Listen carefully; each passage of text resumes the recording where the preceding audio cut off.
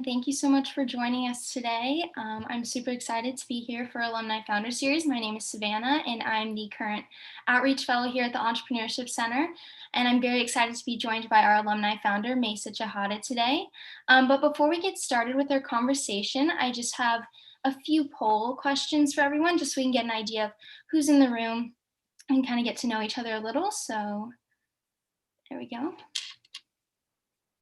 So it looks like we have a good mix, a lot of business people in the room, some arts and sciences, so that's awesome.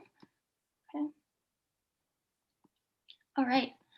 So now, before we get started, I just wanted to ask everyone if you could turn off your camera as well as double check that you're muted, just so we can focus on what our guest has to say before we turn our cameras back on and get into Q&A. So with that being said, today we are joined by Mayssa Chehata. So she is the founder of Behave Candy, which is a low-sugar, all-natural candy company that partners with chefs rather than food scientists to create candies that are great tasting as well as great for you.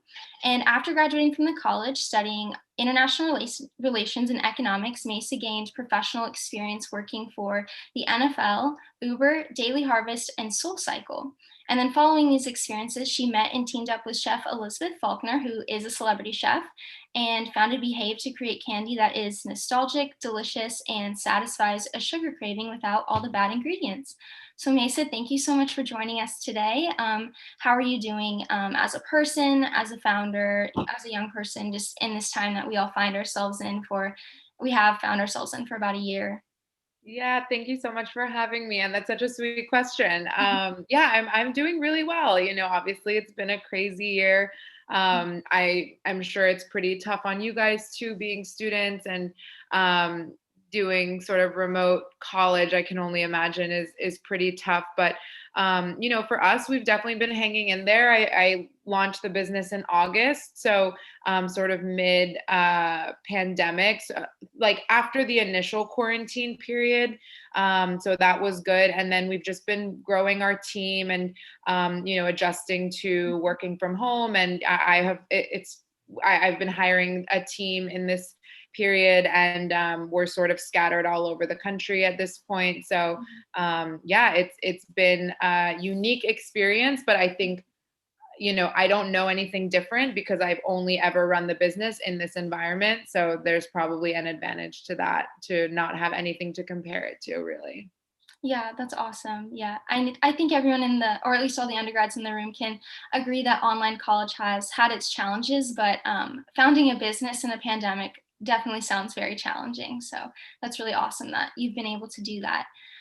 So now thinking back to your time at William and Mary, how did it shape your entrepreneurial journey leading to you founding Behave? Yeah. Oh, such a good question. So, I guess for a little background, you sort of mentioned Savannah, but I studied international relations and econ when I was at William and Mary. So I really was more focused on that side of things. I was not in the business school, but I did a couple of internships that were sort of in the international relations world. I interned with the United Nations and with some other internationally focused organizations. And I sort of realized that I really enjoyed it, and I really loved like that side of the world, and I loved studying IR, and I really loved the classwork. But from a work perspective and in terms of thinking of what I wanted to do after college, I found it a little bit slow paced. And I found that sort of world of international diplomacy and international relations could be like a bit slow moving and very political. And just from my experience in those internships, I wasn't feeling super excited about it. So I decided this summer before my senior year to try an internship in the business world. That's when I interned with the NFL. And I really, really enjoyed that. And that was when I sort of realized I wanted to try to make my way into the business world after school. So I ultimately decided to take a few classes at the Mason School of Business, which was sort of an endeavor in and of itself, because I think technically if you're not in the Mason School, you're not technically supposed to be able to take classes. I don't know if that's changed, but that's sort of how it was when I was there. So I sort of like petitioned with a couple of professors to let me into their class, or I think I audited a couple classes where I wasn't necessarily getting credit for them. And that was really where I had my first view into the marketing world and the startup world too. I took a class that was around social entrepreneurship, where we literally spent the entire semester building a business plan for a socially impactful business. And I think I took another class that was around marketing and bringing a product to market. I'm forgetting exactly what they were, but they were all very kind of entrepreneurial and thinking through like a business problem and finding a solution to solve it, and actually kind of putting pen on paper in terms of creating a business plan. And that, for me, those classes that senior year were super impactful for me, just kind of getting visibility into that. Again, I had spent most of my time in, I think it was Morton was the building. It was like this real, I don't know what it's like there now. I haven't been on campus in a while, but all the IR classes were in this like really sad building called Morton. Mhm. So I spent most of my time there. But getting some exposure into the Mason School senior year was really helpful for me to just start to expand my thinking. And there's just so much great programming there. And I remember getting involved with some of the conferences that were hosted there. And that was really, really helpful, just to help me shift my focus as I decided that I maybe wanted to, again, go into the business world after school. That's awesome. Yeah, Graham Henshaw just threw in the chat. He's the executive director at the EC, and he's also a professor at the Mason School. And within the last few years, him and a couple of other faculty have kind of pioneered the innovation and entrepreneurship coursework as a minor. So that's actually how I'm connected to the Mason School, because I'm also not a major, and they definitely have designed it to keep non-majors out. So I definitely see how you had that experience, but that's kind of bridging that. So you maybe got cheated a little and had to go through a longer process for that. No, But and that's awesome. I love that has been created and that has become an option. And what I will say is, all the professors that I worked with to get some courses at the Mason School were so nice and so accommodating. It's just one of those things where you kind of have to take the initiative yourself. I don't think that a lot of students would have thought to even ask. And I kind of just went out of my way, and I was like, maybe if I ask, they'll let me in. And they did. So it's great that there's kind of a broader exposure for more students to do that. But definitely a lesson in kind of entrepreneurship and starting a business in general is like, always ask, even if you think the answer is going to be no, because that's literally how I ended up taking those classes, was just like emailing those professors or showing up at their office and being like, I'm not in the Mason School, can I just sit in on your class? And for the most part, like, who would say no to that? Everyone is so open at William and Mary in general, and just willing to be collaborative and just make sure that students are getting access to whatever they're interested in. So yeah, that's awesome. And yeah, definitely very entrepreneurial of you to just kind of take that self-direction, and that's really awesome. So now moving on with the next question. In a Forbes interview that you did recently, you stated that you decided to begin with gummy bears for Behave because in a mix of art and science. And so considering again that you studied IR and economics, and you've worked in so many different industries for so many different companies, would you be able to speak to how you've kind of seen many different disciplines that are seemingly unrelated to maybe someone who isn't within those worlds, kind of at play in your own entrepreneurial story? yeah, absolutely. I think that idea around sort of the mix of art and science, and how we landed on starting with gummy bears from a Mhm. product perspective for our business, was really, it kind of does go back to that IR and econ studies that I think I did in school, where you really learn through economics and through statistics and maybe more the data driven side of econ, that there's very rarely like a super clear answer, right? It's very rare that in any sort of statistical analysis or data analysis that you're going to run, that the data is going to be so clear. And especially when you think about correlation versus causation, even if you can prove a statistically significant correlation, it's very rare you can actually say there's a causation. And I think Understanding that data is so important in informing business decisions, but you have to complement that with, I don't know, this doesn't sound very like scientific, but with kind of a gut instinct as well. And that really was how we approached deciding what products we were going to proceed with to begin with. It was basically, there was data to back up that gummies are the fastest growing category within candy. If you look at the market data, there's a really big market behind gummies. It's about a $5 billion market in the US. So we knew that there was a lot of room in the market for us to enter and hopefully capture some share of that market. You don't want to be a new startup in a market that's the total size is only $20 million, because then even if you capture 100% of the market, you are only a $20 million business. So, understanding the market size, understanding how fast growing that category has been in the US the last couple years and the projected growth. And then the gut instinct around it was just that I kind of love gummies. Like I think gummies are great. I know that gummy is the product that people grab just anecdotally from seeing my friends, from, when I'm at the airport or I'm at a movie theater. It's something you see people really, it's a product that really resonates with people on more of an anecdotal level than even necessarily understanding that on like a data level. And, just kind of bringing that and saying, okay, you know what, there's some data to back this up. If you were just to purely look at the data, you should start a chocolate company every time. Chocolate is the biggest market within candy, right? But I also felt my gut instinct was that chocolate is super, super competitive. There's so many more chocolate brands and products than there are gummy brands and products. So my gut sort of led me to say, okay, chocolate's big, but gummy is sort of where I'm feeling that we should start. And then just being able to take that leap of faith and, kind of make the decision. Like that's really a big part of all of this, is being able to look at data and look at trends and, definitely be analytical in your approach to things. But then at some point just saying, this is my decision and I'm going to stand by it and I'm going to move forward with it. Because otherwise, and this happens, I think it has happened to me in the past with other jobs I've had or other businesses that I've kind of tried to start. You can just analyze yourself to death and never be able to get off the ground. So at some point you really do have to just say, okay, I'm going to trust my gut on this. I've read the data and I've looked into the research enough to feel good. And now we're just going to go and we're going to see what happens, and we'll learn from there and we'll adjust as we need to. Yeah, that's awesome. I love your thought process behind that, and just kind of like the idea of adjusting as well. Because recently, I believe you changed your recipe for Behave, and you stated on your website that this was based on community feedback.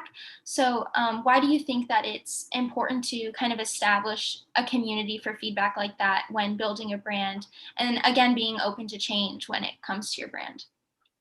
Yeah, absolutely. So, I think one of the benefits of being a direct to consumer business right now, we are doing some retail, but we're very heavily skewed direct to consumer, just selling through our own website.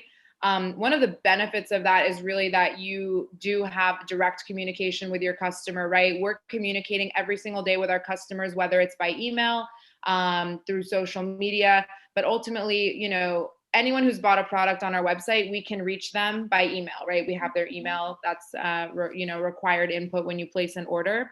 And so we can survey them. We can ask them what they thought. They reach out to us and tell us what they thought.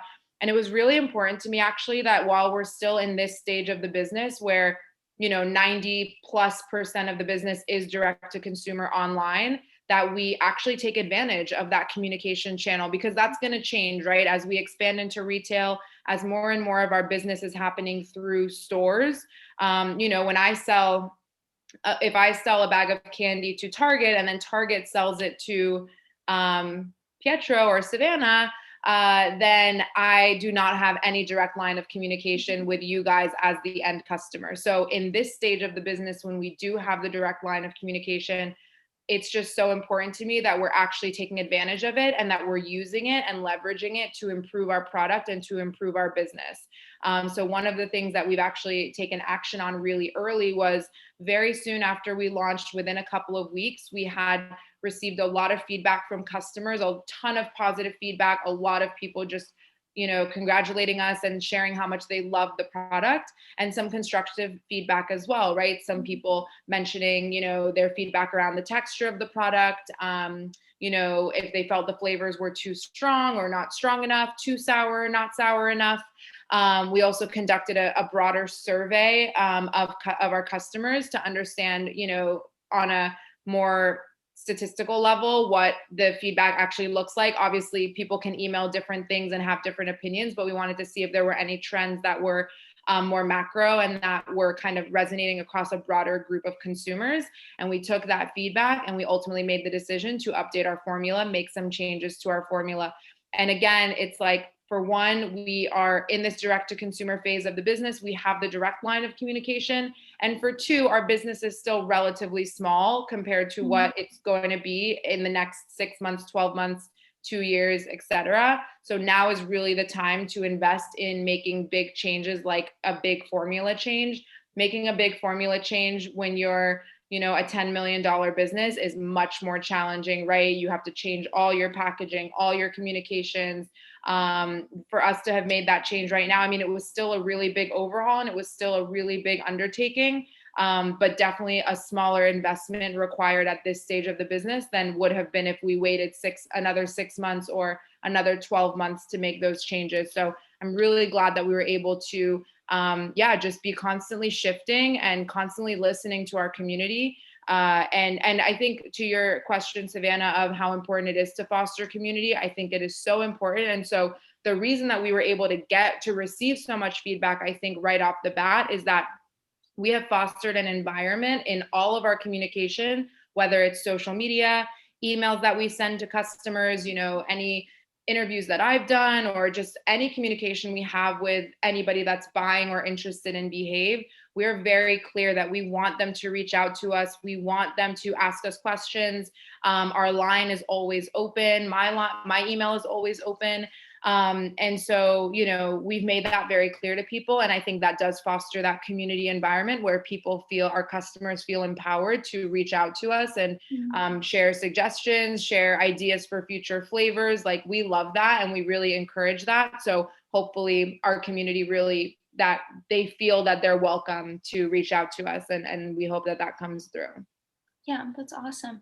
And I'm also curious, just kind of like talking about how your business, you expect it to grow and pivoting, and obviously COVID's been very disruptive, and that's going to change the industry in many different ways. In other ways, it's going to change when that's kind of we're kind of more removed from that. So how do you see yourself growing? Like, how do you anticipate growing and changing and pivoting when the idea of pivoting is that, like, you don't expect it and you just kind of have to take that jump? But how do you kind of like anticipate that?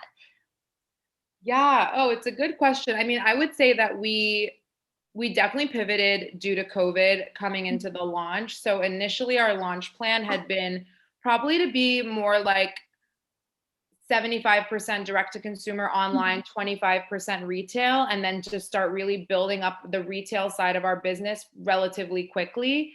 Obviously, launching in August, it was still very unclear, like, how quickly stores were opening. Some stores are open in certain states, not in other states. Even the stores that were open, we weren't totally sure, like, are people really going in? Is there foot traffic in these places? So we ultimately decided to pretty much scale back the retail side of the strategy completely and just focus on the direct to consumer side of the business. And so, that was definitely a big pivot. And I would say that's probably one area of the business that we are just going to be constantly shifting over the coming year, 2 years, as the situation evolves. Because, we really just need to, the plan now is essentially to just continue to focus and build the direct to consumer business. We've been really blown away by the response and the level of interest and how open people are to buying candy online. I think that was a big consumer shift during COVID and quarantine, where people learned really to buy everything online because we were stuck at home. And we're really reaping the benefits of that consumer behavior shift, where people are comfortable placing an order for candy and snacks and food online more than they were even just a year ago. But then as things are reopening, we're just very closely monitoring that, really trying to understand, okay, Are people still shopping in grocery? Are people still shopping at their local bodegas, their coffee stores? Like, what has the consumer behavior shift been on the retail side? I actually just read a really interesting report from the candy industry that was around convenience store shopping, right? Convenience store, the way that a lot of candy gets bought in a convenience store like a CVS is that you go in for a necessity like medicine or face wash, soap, whatever it is, and then you end up you have 5-10 extra minutes, you just browse the aisles and you grab some candy while you're browsing, or maybe at the checkout aisle. Now, due to COVID, people are much more in and out and much more intentional when they do go into a store. So you have less of that browsing. So again, like really just paying close attention to any consumer reports that are coming out, any data that is coming out around market trends and consumer behavior, so that we understand, okay, if the behavior is shifting in a channel, in the convenience store channel, like the CVS's and the 7-Elevens of the world, maybe that's not a good area for us to focus on right off the bat. Maybe we want to focus on grocery stores, or maybe we want to focus on coffee shops because people still need to get their coffee. So maybe they'll grab coffee and grab candy versus necessarily like going through the candy aisle at a CVS or something. So just paying really close attention to that stuff. And yeah, I think to your point, Savannah, the shifting is constant and the pivoting is also constant. So the one thing that is constant is change, right? In a startup environment. And I think that's something that we as a team at Behave, and that me as a founder, just have to be always prepared for. Yeah, that's awesome. I love also that you mentioned consumer behavior. I'm in a class right now called consumer behavior, and it's just like the cross disciplines between like business and so many other things are just so evident in consumer behavior. Yeah. But so for my last question, I just put our pillars of entrepreneurial thinking that we stand by at the center in the chat. So I always ask our alumni guests, based on your own startup story, so starting at Behave, which one of our pillars of entrepreneurial thinking do you think is the most beneficial when building a business or scaling an idea? I know that can be hard to decide on because obviously we stand by all of them and you need more than one pillar to hold up a building, but yes, I'm reading through these now. Give me 1 second. These are great. You've already touched on so many of them too. Yeah. I mean, all of these are so relevant. I think the number one for me has to be, I think it's the tolerance for ambiguity. And I think, I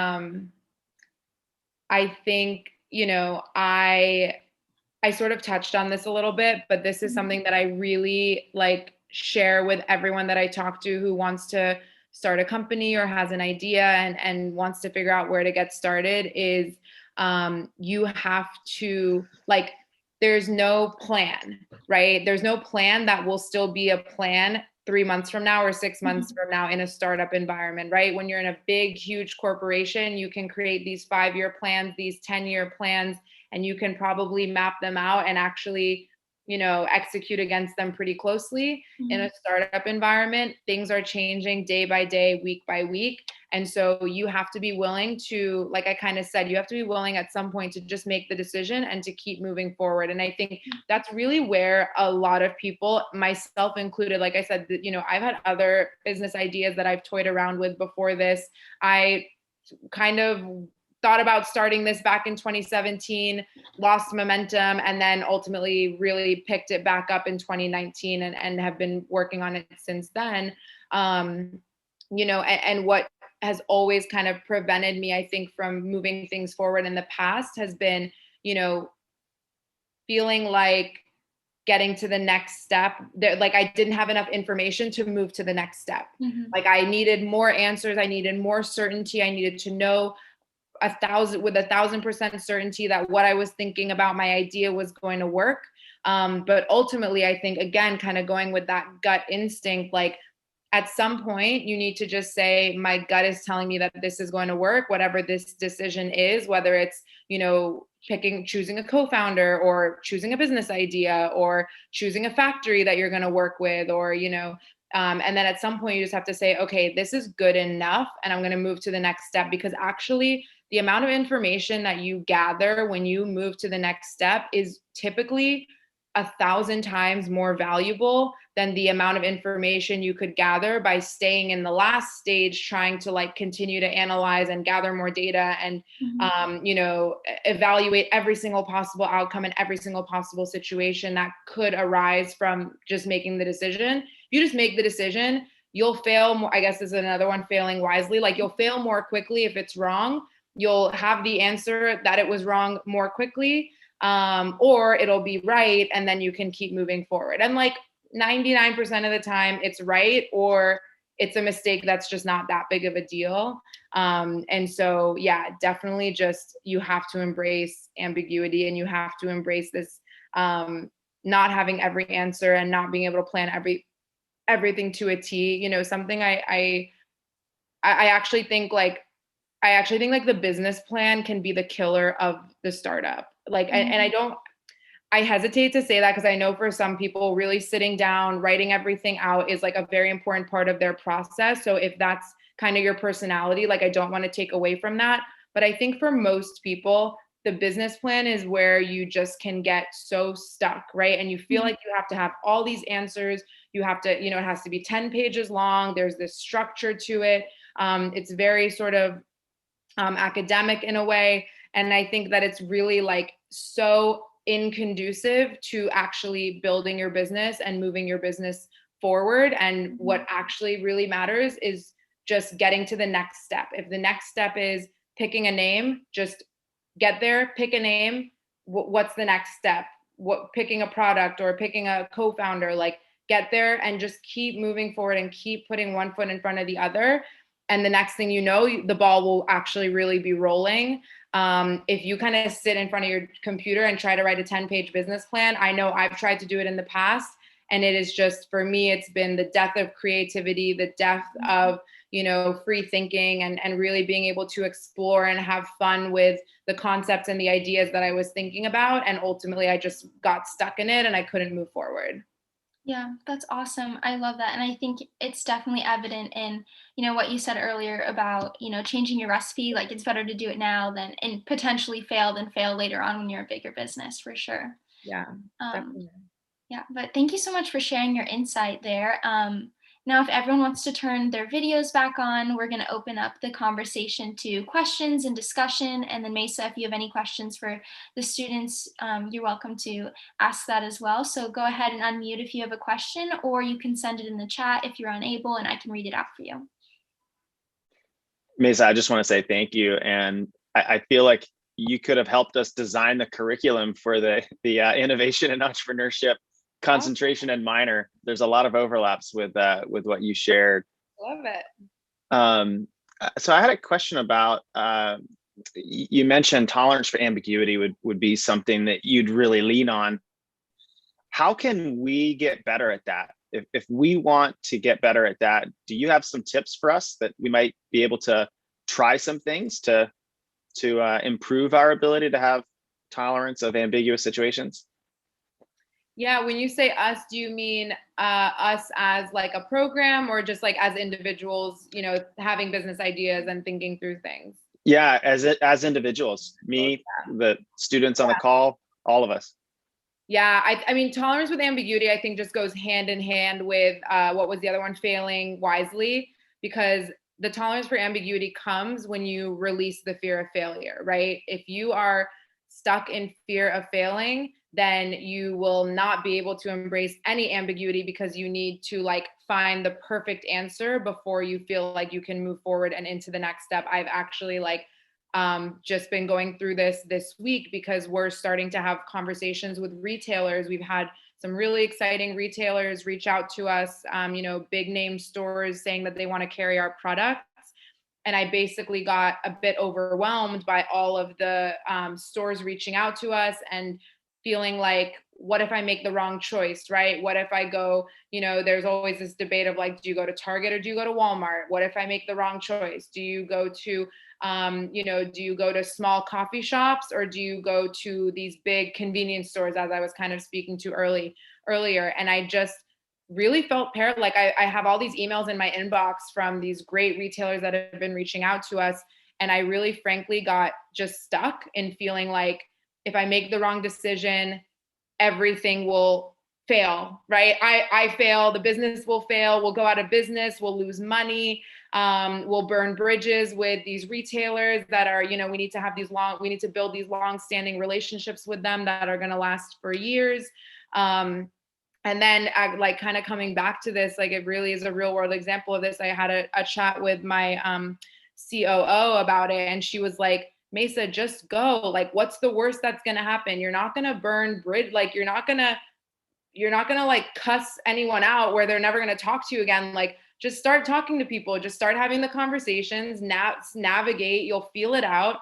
If the convenience stores feels right, we'll do that. If the coffee shops feels right, we'll do that. If Target feels right, we'll do that. If Walmart feels right, we'll do that. And like, it was just such a good reminder, because I think I got really good at that before we launched, and like in building the business up to the point of launching. I also was working alone. I'm a solo founder. I don't have a co-founder. So I had to like force myself every single day to just make decisions and move forward. And I had to really like fight that fear of failure on a daily basis. It was great to have that reminder from my COO to just get back in that headspace of like, we just need to move. Like, I can't be sitting on these retailer emails for weeks, because we don't have that kind of time. Like, we need to be moving quickly. We need to be building the business. So if I fail, so what? We will have learned something, and we'll have more information to take with us into the next phase of the business. There's definitely like a psychological element to it too, for sure, around failure. I mean, I have to work on it a lot, because I think I have more of a perfectionist personality in general. I would assume that this is William and Mary. Like, a lot of people probably can relate to that. And it's something you really have to fight against. I will say, like, I started therapy when I sort of started this journey, and working with my therapist has actually been super, super helpful for her to catch me when I'm kind of in that spiral of perfectionism, or feeling the fear that if I do something, I'm going to do something wrong and it's not going to work out. And her just being like, what does it mean to not work out? It's never going to not work out. You'll either learn something, or it'll go the way you wanted it to go, or better, right? And shifting into that mindset has been really helpful. Thank you. That's really helpful. And I can totally see the connection between ambiguity and failing wisely. And you're not the first founder who's actually shared that it's been extremely helpful to have a therapist kind of come along with them on the journey, because it is a lot about your mindset. So thanks for reiterating that. Yeah, absolutely. Hey, Mayssa, it's Christian here. First off, I want to personally apologize. I missed the first half of this. I had a work conflict. All right. And if y'all did introductions, I just want to say hi to the group. I'm probably the newest one here.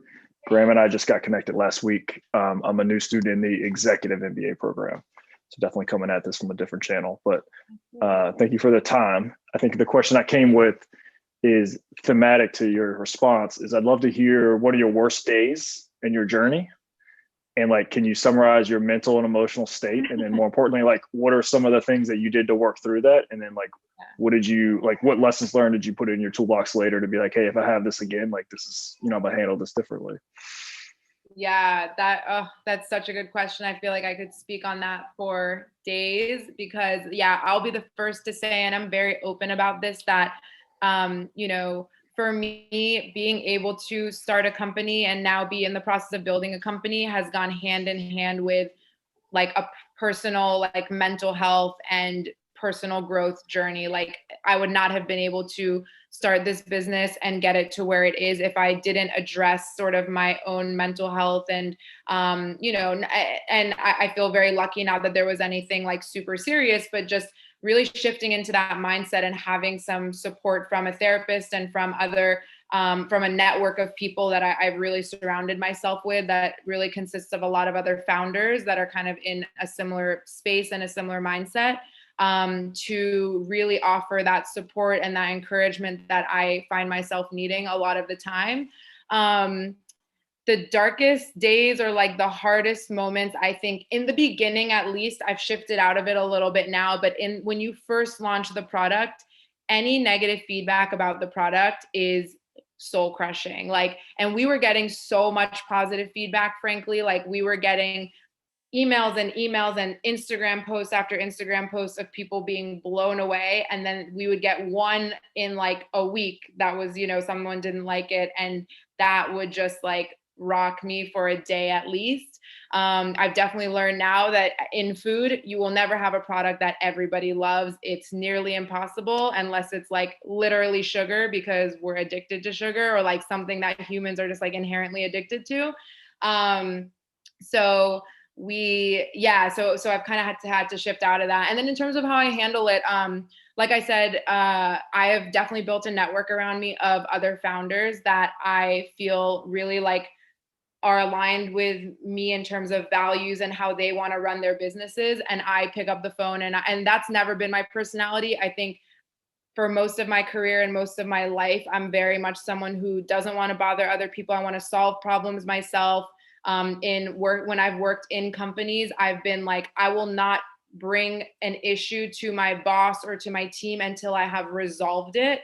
It's on me. It's my job. I'm paid to like come with a solution. What I've really had to learn now being a founder is that you have to lean on your people. So yeah, surrounding myself with those other founders who are going through similar things to me, and just being able to pick up the phone and just call a friend, or you know, I have advisors and investors now in the business as well, and just being able to pick up the phone and call and say, hey, like, I'm going through this right now.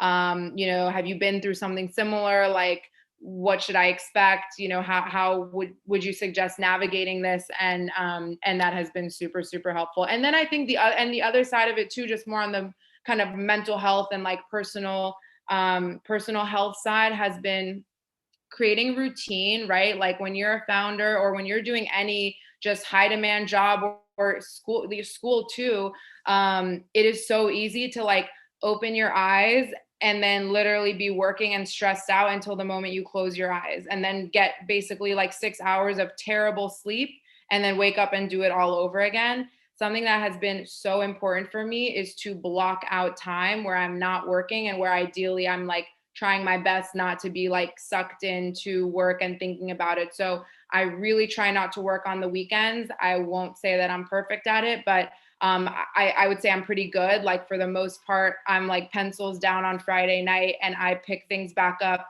Monday. Sometimes like Sunday, I'll just check my calendar, make sure everything's in order, but try to keep my weekend really clean. Try to journal every morning. I have like a gratitude journal I do as well, which is really helpful. I haven't gone into meditation yet, but I know that's really big for certain people. And then getting 8 hours of sleep. Like actually, I've been feeling off this past week, and I realized it's because I was getting like 6-7 hours. I need eight minimum. And so like, I'm going to just get back on that right now. And when I'm in my routine and I'm keeping it up, everything else goes better. Like work goes better. I'm a better leader. I'm a better CEO. I'm a better friend. Like you're just in a better headspace all around. And I think it pays off so much to keep your health first. Awesome. So just to summarize, I heard intentionally build a support team and be humble enough to ask for help. Secondly, I heard be intentional about a routine and make sure to, you're getting that time to refill all those, morally, mentally, emotionally, physical wells in some form or fashion that you're going through. Awesome. Thank you. Awesome. Yeah. This isn't really a question, but I just kind of wanted to reiterate that, you were talking a lot about like a routine and, wellness. And I just think it's really interesting that like, that's really integrated into your company, like a candy company. Just that isn't something you really see, and it's just really disruptive. And I just love that, like, even in your own personal life, you like emphasize wellness, and that's like moved into the candy industry. Yeah, totally. I mean, one of the big realizations for me that even like led to the idea for the business was that, obviously like at a high level, candy is super unhealthy, full of sugar, full of artificial ingredients. It didn't really fit. I was trying to start eating cleaner and start eating healthier, and obviously candy wasn't really fitting into that. And then I felt like there was no one really innovating in the space. But, again, not to like make this just a mental health talk, but like sugar is very much tied to anxiety for me. Like if I've eaten a lot of sugar, I will feel anxious afterwards. Similarly to how you can get like a crash after drinking alcohol or whatever, like I think you can have a similar effect from sugar that can cause anxiety. And that was something I just started to pick up on, is like I'd go out for a movie with, friends on a Friday night. I'd grab like 1 or 2 bags of candy, down it, and a soda, and just like a whole mess. And the next day I would actually be feeling anxious, not just like sick and my stomach hurting, all of which was also true, but actually feeling pretty anxious about it. So that really led me to feel like, damn, I have to like pretty much cut out sugar if I want to avoid this. But then I was like, well, that's bullshit, because I like eating candy and I don't want to feel like I can't have the things that I like and that I enjoy. Like, I don't want to live a restrictive lifestyle. And that was kind of where the wheels really started turning on trying to create a better product. I was messaged a question actually, and they say, so you've obviously had a very interesting professional path considering you've worked with companies as different as NFL and Uber. So I'm wondering if you could share a little bit about the value of exploring these different professional spaces when it comes to truly figuring out what you want to do.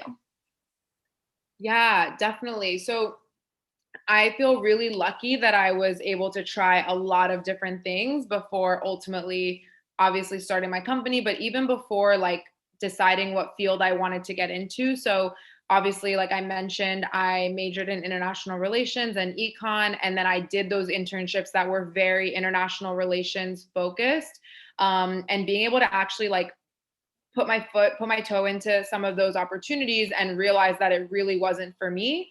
And then the way that my first job out of school was structured at the NFL, it was a training program where it's a 2-year long program. And every 6 months, you rotate into different departments within the NFL. So you could spend 6 months in the media team, and then you could spend 6 months on the Super Bowl team, and then you could spend 6 months on the sponsorship team, and then you could spend 6 months on the accounting team or the finance team. So you get exposure to a lot of different parts of the company and different sides of business. And like, I think that this is just so important, whether it's in your in the internships that you're doing while you're in undergrad, and even as much as you can do it like in those early years out of school, just be in roles or be in companies, or maybe you have a job but then you pick up a side hustle, or you work with a nonprofit on the side where you get to wear a lot of different hats. The more like types of work you can expose yourself to, I actually think it's less about finding the one thing that you're so passionate about. Like, I know we're all fed this idea of like, find your calling, and your calling might be legal or it might be accounting. Like, I actually think it's less about that. It's more about just like ruling out things that you don't like as quickly as possible. And then you slowly start to gravitate away from what you don't like. And then you really do ultimately land into different types of roles and different types of opportunities that you really do enjoy. And so, yeah, I think that was really helpful for me. I'm a huge advocate of these rotational programs. I know that a lot of different companies do them now. And it's definitely something to look into, I think, as you're coming out of undergrad. And yeah, just doing as many internships as you can, being involved in as many things as you can while you're in undergrad, I think is a really great way to expose yourself. And then I think another one is, working at a startup is another great way to do that, especially like a really early stage startup. If you're sort of an early employee, like I was just talking to, on our team, we have a community manager. So she's like a junior level marketing person. She's 1 year out of undergrad. And I was talking to her. She was like, when you hired me, I thought I was just going to be running the social media. Now she does all of our email marketing, all of our SMS marketing. She has learned how to use Photoshop. She's learned how to use all of our online tools for our website. She has taught herself. She does all of our influencer marketing. She does like analysis for our shipping and our warehousing. Like, she is just doing so many different things. And that's just a function of being literally employee number 1 at a startup, where she just has to jump into so many different projects wherever we need her. And so, that's another way I think to get exposure to a lot of different work. And then me and her are having an ongoing conversation around, well, which parts of the work that you're doing do you really enjoy? So we can make sure we give you more of those projects. And then what is it that you're not loving? maybe we can't take it off your plate right now, but we'll try our best to like shift you off of those projects as quickly as possible. So the startup environment, I think, lends itself well to that. Yeah, thank you for whoever asked that question, and thank you, Mayssa, for that wonderful answer too. So. I got another one. Yeah. Sorry, go for it. No, go for it. I already got one. Thank you. So I wanted to ask you if you've ever dealt with, and I'm sure you have, or if you have advice for anyone who's dealing with or has dealt with imposter syndrome, or feeling like they're taking on a lot or stepping forward into something that's very tough, and they feel like they're competent or they're not really sure and how they should get their footing and get their confidence up. Yeah, oh, such a great question. Oh my gosh. So imposter syndrome, I would say, is something that like pretty much everybody is going to deal with. I don't know anybody. I know founder friends of mine that are doing tens of millions of dollars a year in their businesses, and they still feel imposter syndrome. Like, unfortunately, I think it's just something that you just have to constantly be, I almost like to say for myself, at least, like tricking myself out of. Like, I'm just constantly trying to trick myself into thinking that I'm the shit. Sorry, I don't know if I can curse, but like, you're just like constantly like, I'm the shit. Like, I got this. I'm a boss. I'm killing it. Like, just like, you have to just keep training your mind to believe that.